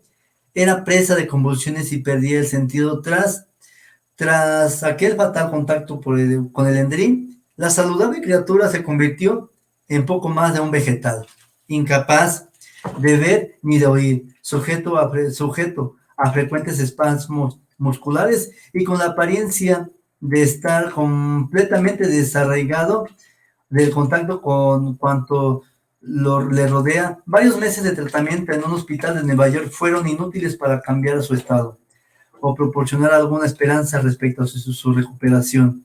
Es sumamente dudoso. Dijeron los médicos que le atendían que pueda presentarse algún grado de recuperación útil. Segundo grupo importante de insecticidas, el de los fosfatos, el segundo grupo importante de insecticidas, el de los fosfatos orgánicos, figura entre los más ponzoñosos productos químicos del mundo. El principal y obvio riesgo que guarda con su empleo es el de envenenamiento agudo de la gente que efectúa las pulverizaciones o que se ponga accidentalmente en contacto con las rociadas acarreadas por el viento, con vegetales cubiertos por él, o con un recipiente desechado que haya contenido alquil. En Florida, 2 niños encontraron un saco vacío y lo usaron para arreglar un columpio. Poco después ambos murieron y 3 de sus compañeros de juego enfermaron. El saco había contenido un insecticida llamado paratión, uno de los fosfatos orgánicos. Los análisis revelaron muerte por envenenamiento con paratión. En otra ocasión, 2 niños pequeños, primos, hermanos, fallecieron en la misma noche. Uno había estado jugando en el patio de su casa cuando la pulverización fue desparramada por el viento desde un campo inmediato, donde el padre de la criatura estaba tratando patatas con paratión.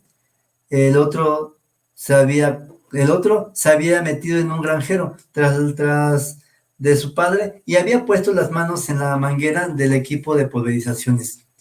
El origen de estos insecticidas tiene realmente cierto irónico significado, aunque algunos de los propios productores, ésteres orgánicos y ácidos fosfóricos, eran conocidos desde muchos años antes. Sus propiedades insecticidas esperaban a ser descubiertas por un químico alemán, Gerhard Schrader, a fines de 1930.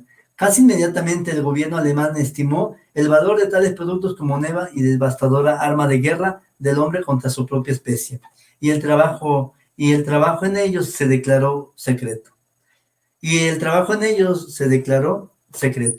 Algunos se convirtieron en gases mortales para los nervios, otros de composición muy semejante e insecticidas. Los insecticidas de fosfatos orgánicos actúan en el organismo vivo de un modo peculiar. Tienen la habilidad de destruir enzimas. Los enzimas que efectúan funciones necesarias en el organismo. Su blanco es el sistema nervioso, ya sea la víctima en un insecto o un animal de sangre caliente. En condiciones normales se transmite de nervio a nervio con la ayuda de un transmisor químico llamado acetilcolina, una sustancia que desempeña una función esencial y luego desaparece realmente.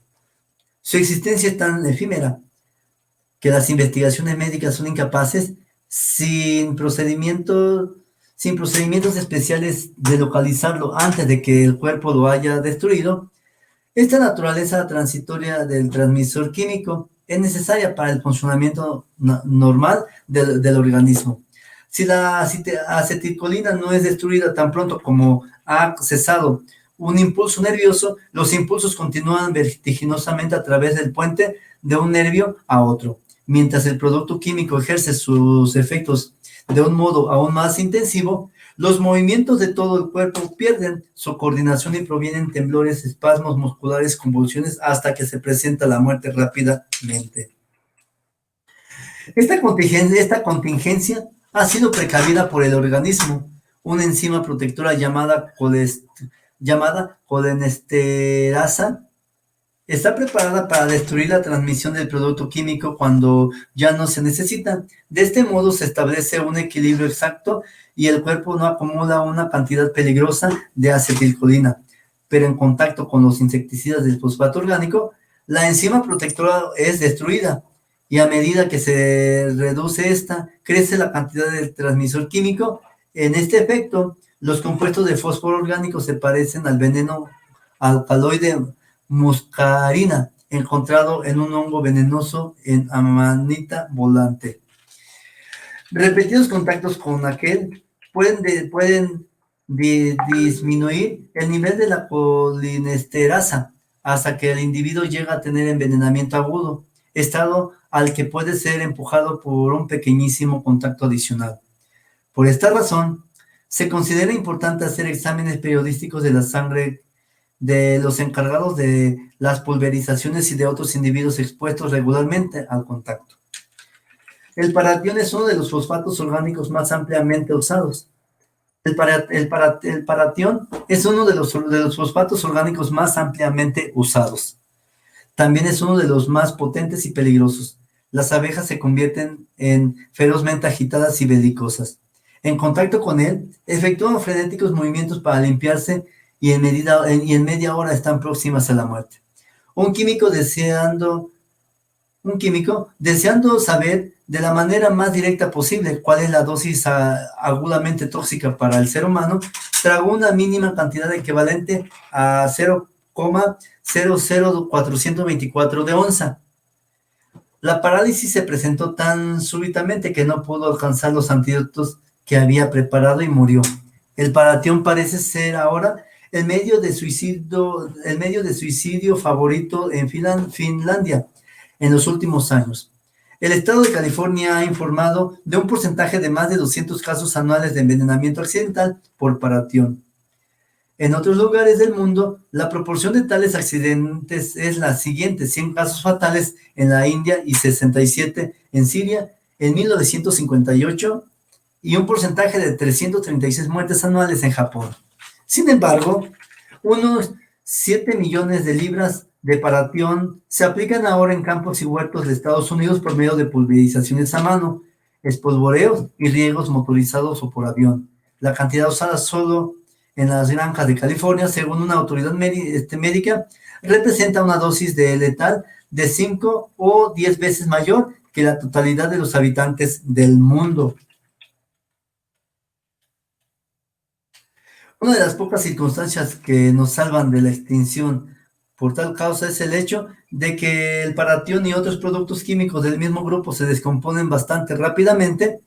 Sus residuos en las cosechas donde son aplicados tienen por consiguiente una permanencia relativamente bastante corta comparados con los hidrocarburos clorados. Sin embargo, subsisten lo bastante para proporcionar riesgos y producir consecuencias que oscilan entre simplemente graves y fatales. En Riverside, California, un set de 30 hombres que recogían naranjas se pusieron de pronto muy enfermos y todos menos uno tuvieron que ser hospitalizados. Los síntomas eran los típicos de envenenamiento por paratión.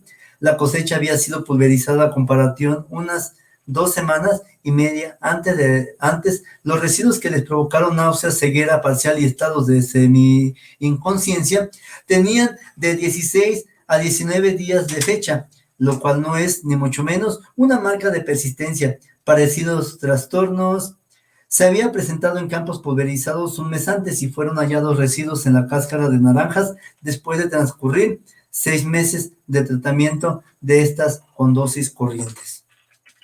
El peligro de todos los trabajadores que aplican los insecticidas de fosfatos orgánicos en campos, huertos y viñas es tan extremo que algunos estados que emplean esos productos han establecido laboratorios donde los médicos pueden obtener ayuda en diagnósticos y tratamientos. Incluso los propios médicos pueden tener cierto peligro a menos que usen guantes de goma al tocar a las víctimas de los envenenamientos. Asimismo, cabe en lo posible que les ocurra a los que lavan la ropa de aquellas si absorben el suficiente paratión para que les afecte. El malatión, otro de los fosfatos orgánicos en casi tan familiar,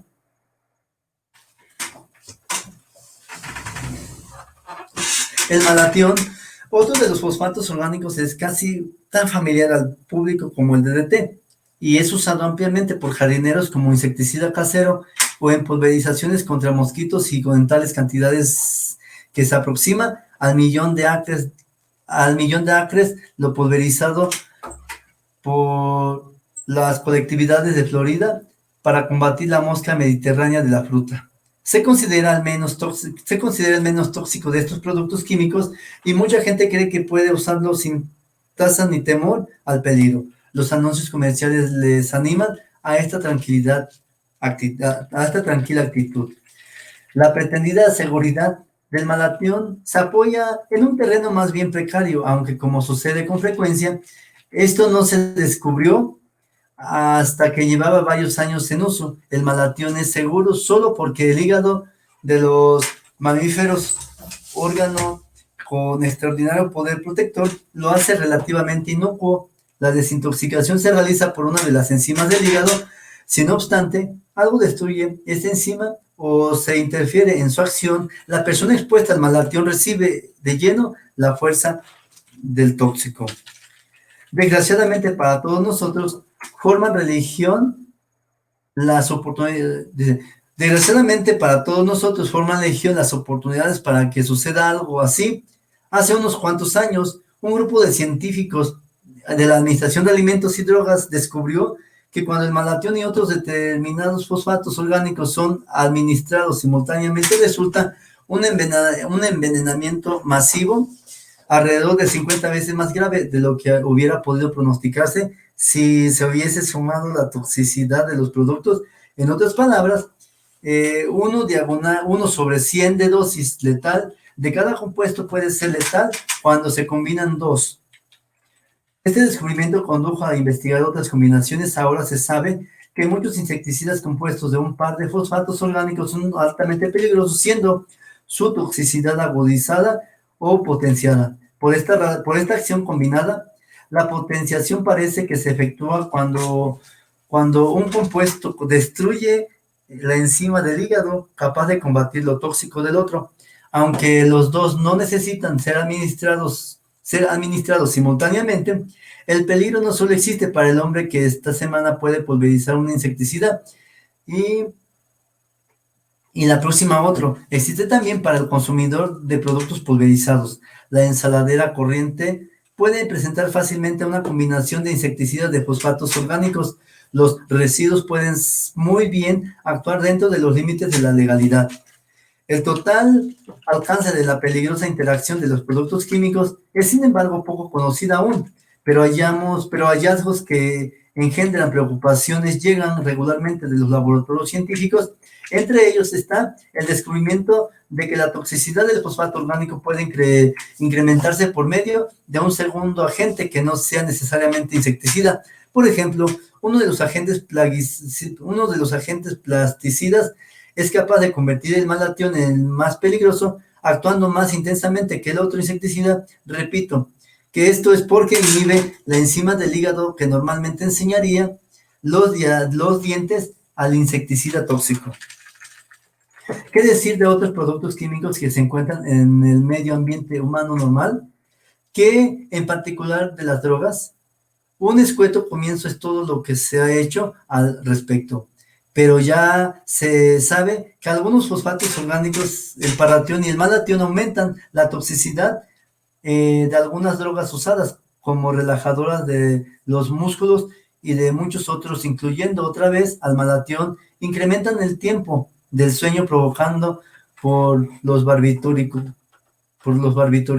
En la mitología griega, la hechicera Medea, escolerizada por verse suplantada por una rival, en el efecto de su marido Jasón, obsequió a la nueva novia con una túnica que poseía propiedades mágicas.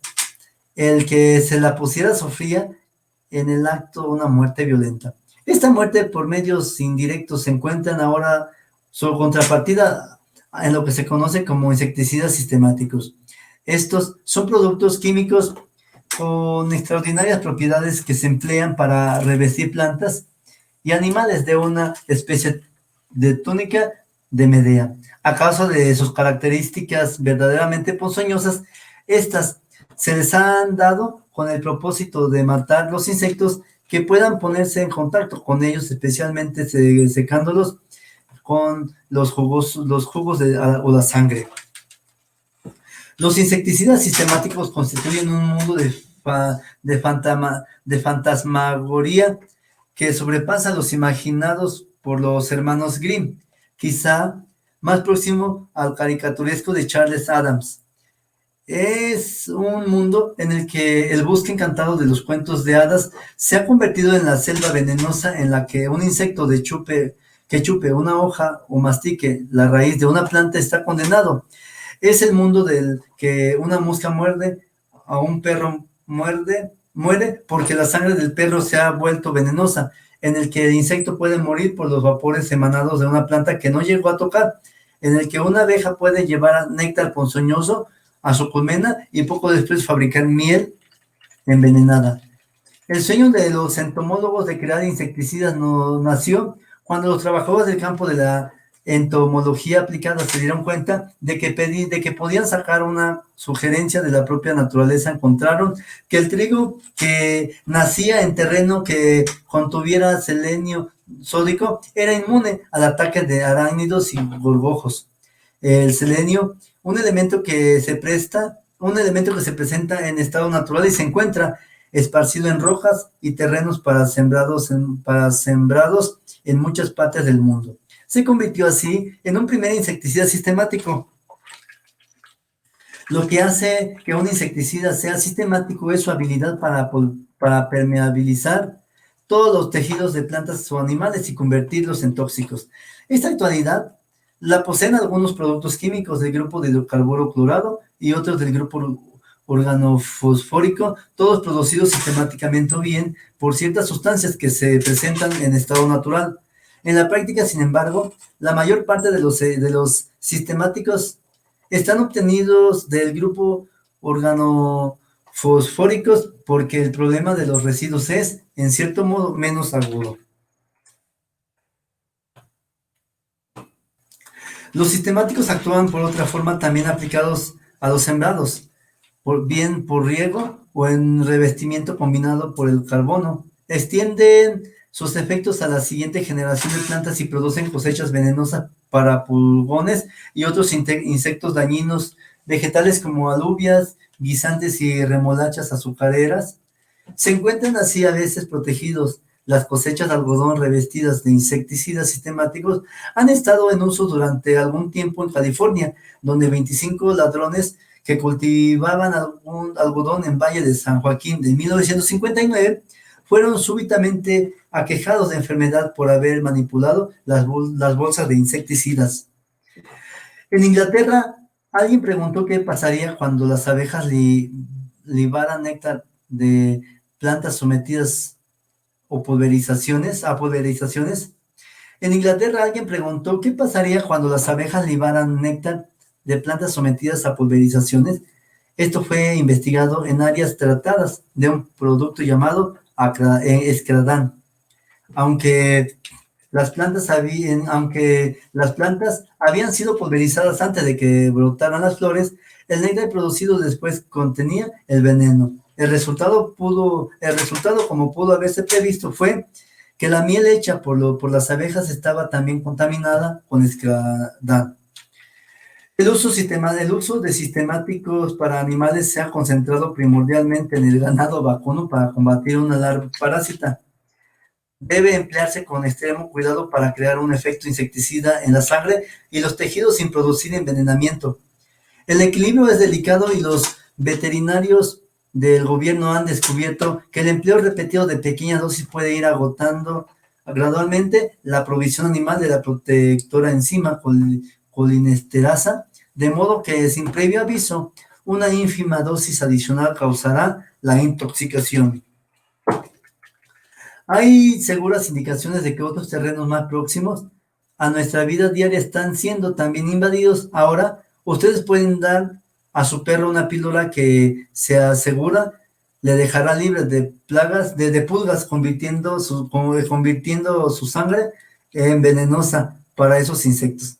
Los peligros descubiertos en el tratamiento del ganado podrán probablemente ser aplicados al perro, aunque todavía nadie ha propuesto un sistemático humano que nos haga ponzoñosos,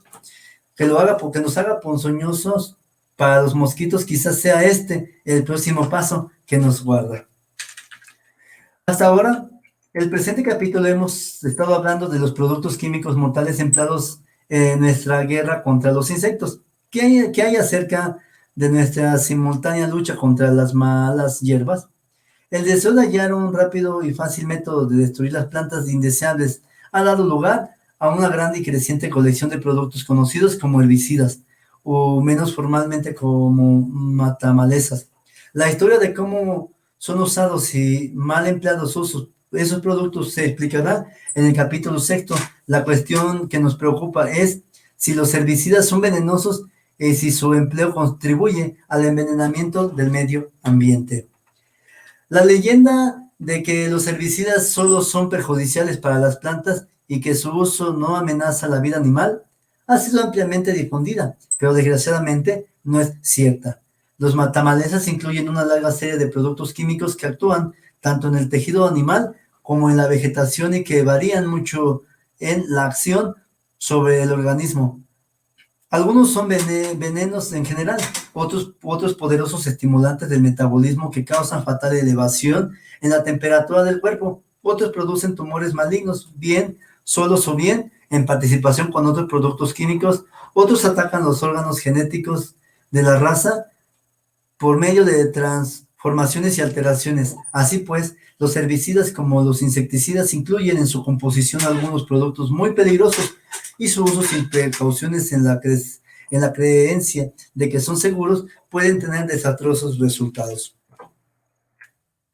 A pesar de esto, sigue la competición en forma de constante manantial de nuevos productos que surgen de los laboratorios. Los compuestos de arsénico siguen usándose liberalmente, tanto en calidad de insecticidas como se indica más arriba, cuanto en forma de matamalezas, donde toman generalmente la forma de arseniaco sódico. La historia de su uso no es tranquilizadora, como pulverizaciones en las cunetas de las carreteras han costado a muchos granjeros una vaca y matado incontables animales salvajes. Como herbicidas contra las plantas acuáticas de lagos y pantanos, han convertido las aguas públicas en importantes para beber, incluso para nadar, como rociadoras aplicadas a campos de patatas a fin de destruir las malas hierbas. Se han llevado por delante un montón de vidas humanas y no humanas. En Inglaterra, esta última práctica se desarrolló alrededor de 1951 como resultado de una disminución de ácido sulfúrico primitivamente usado para quemar los parásitos de las patatas. El Ministerio de Agricultura consideró necesario hacer la advertencia de que era peligroso ir a los campos pulverizados con herbicidas arsenicales, pero la advertencia no fue comprendida por el ganado vacuno. Ni podemos imaginarlo por los animales salvajes o los pájaros. Y los informes de vacas envenenadas por rociaduras de arsénico llegaron con monótona regularidad, cuando la muerte alcanzó también a la esposa de un granjero a través del agua contaminada por ese veneno. Una de las más importantes fábricas inglesas de productos químicos, en 1959, suspendió la fabricación de pulverizaciones arsenicales y reclamó los suministros que se hallaban ya en poder de sus clientes. Poco después, el ministro de Agricultura anunció que A causa de los grandes riesgos para la gente y el ganado, se impondrían restricciones en el uso de arseníacos. En 1961 el gobierno de Australia anunciaba medidas semejantes. Sin embargo, ninguno de las tales restricciones ha impedido el empleo de semejantes venenos en Estados Unidos.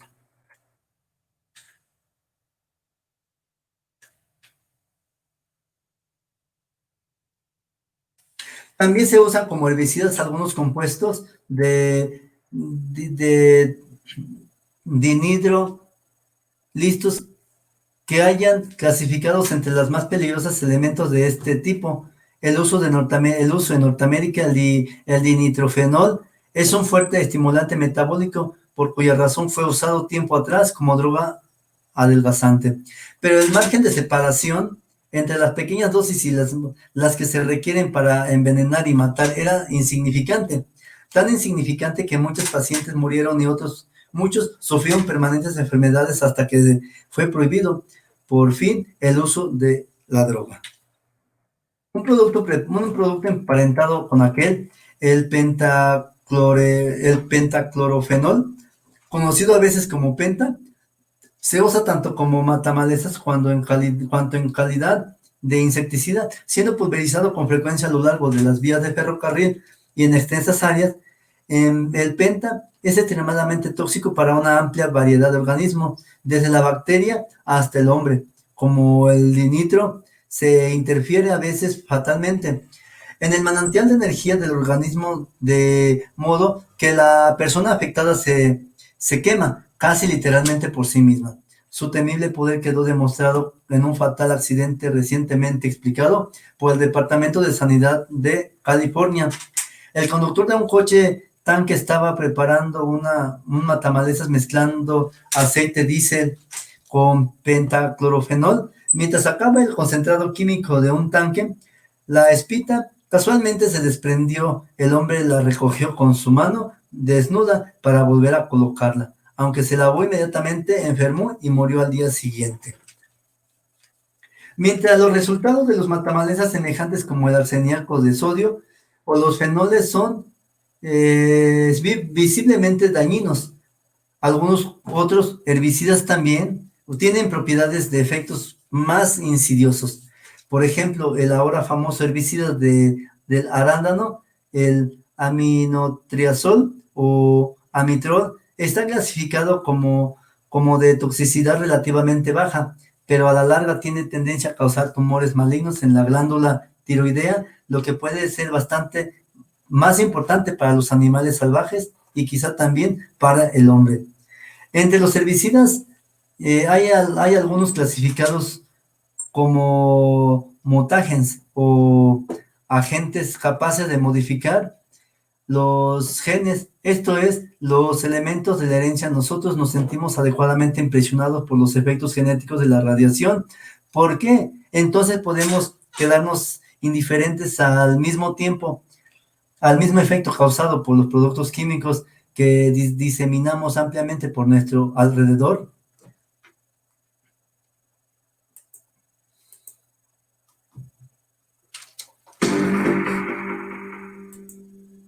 Si bien existen avances significativos de alfabetización en México, una de las tareas a las que se deben enfocar diferentes esfuerzos en el país es incrementar la llamada alfabetización científica.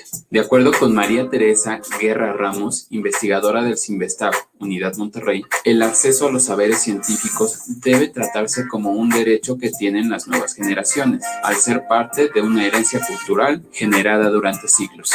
Mira, en este tema de la alfabetización científica se ha discutido también que es importante que los niños y jóvenes aprendan ciencias también, no solo para que puedan tomar decisiones vocacionales y convertirse en científicos, porque pues sabemos ya de antemano por datos que por 100% de estudiantes, pues un porcentaje muy pequeño van a proseguir carreras científicas. O sea, no aspiramos a que el 100% de los estudiantes se conviertan en científicos, Pero sí es importante que los estudiantes entonces aprendan ciencias en la educación básica como parte de esa cultura general, de esa formación integral, y sea la ciencia algo que no sea ajeno para ellos, que lo puedan incorporar en sus marcos de explicación y todo eso, y que se les quede como esa herencia cultural, independientemente de que vayan a tener estudios posteriores en ciencias o no.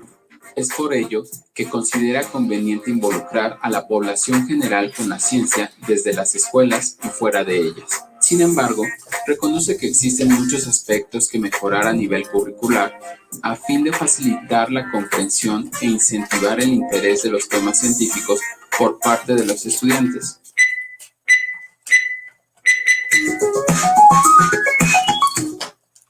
Bueno, gracias, fue todo la transmisión.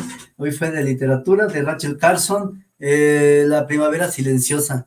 Así es que llegamos hasta la página, nos aventamos exactamente una hora. Bueno, no más de una hora, nos aventamos exactamente una hora con 45 minutos. 45 minutos. Por lo tanto, a ver, vamos a checar cuánto, cuánto,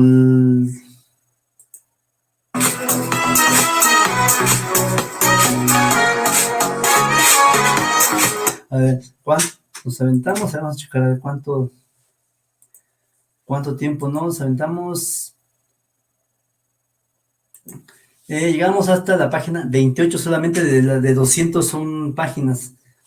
En la siguiente de live streaming voy a enfocarme o voy a dedicarme al cuarto capítulo, que es aguas de superficie y mares subterráneos, todo lo que está contaminado.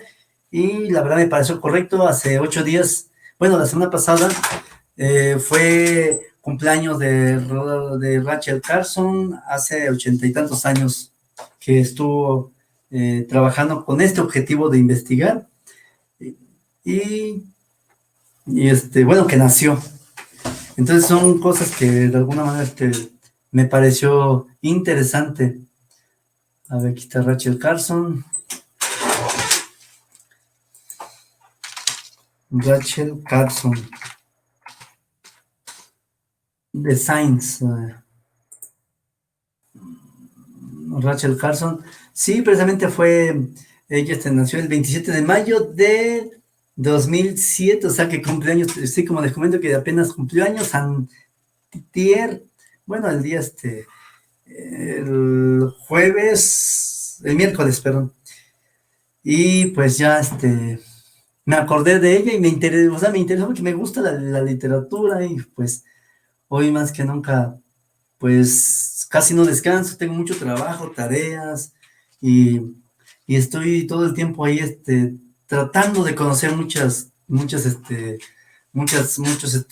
cosas, y aunque me canso, aunque estoy ahí cansado, que me arde los ojos, o duermo unas 2 o máximo 3 horas, no me siento mal, porque, bueno, por un lado me siento cansado, pero con esa intención de conocer, esa sed de conocer o esa hambre de conocer, como que me motiva a seguir adelante, a seguir con esta literatura. Así es que la pasen muy bien. Saludos para mi primo Francisco Benito, hasta Tamaulipas, un abrazo y hasta la próxima. Bueno, antes que nada voy a tener voy a ver cuántas palabras leímos. A ver, vamos a leerla. Ahí está ya. Vamos a leer, vamos a ver, a ver. A ver. Vamos a checar cuánto nos da, cuántas.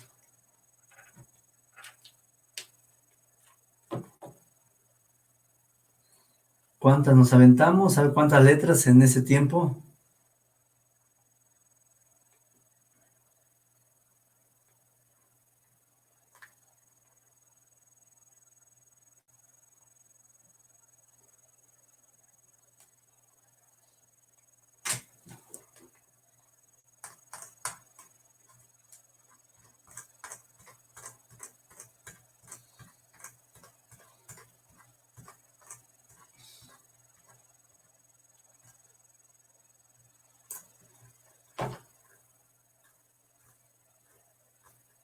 A ver, no me quiso dar Rachel Carson, ahí está.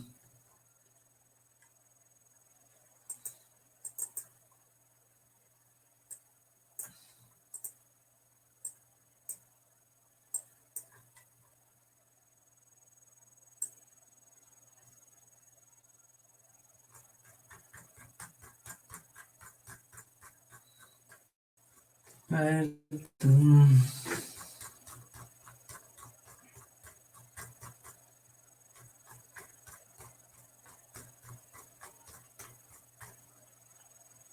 esta 28, esta es la página 28.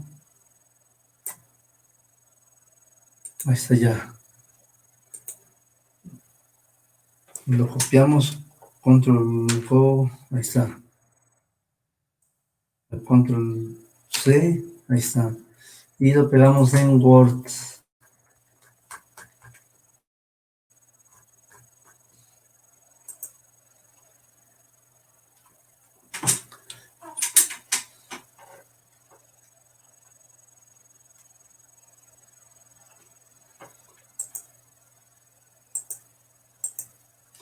Ahí está, listo.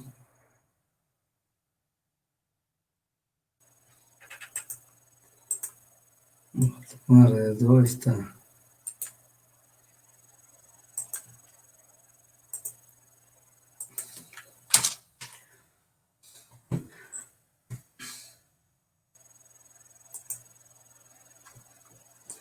Me aventé precisamente con ese tiempo. Bueno, también hay que checar cuánto tiempo dura esto, lo del... Dura 2 minutos, 4 minutos.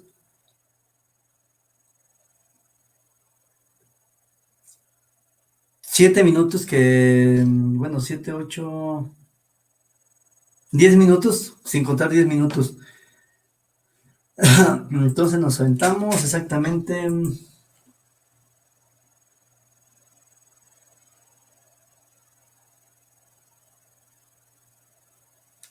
1 hora 35, sería 95 minutos.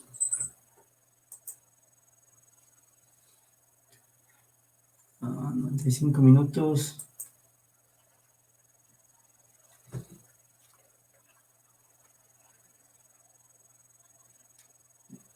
A ver cuántos sería, son... A ver. 11,835.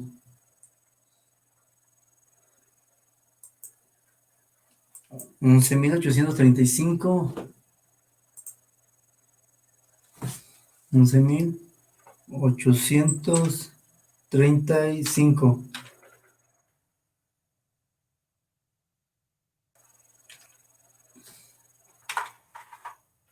11,835 entre...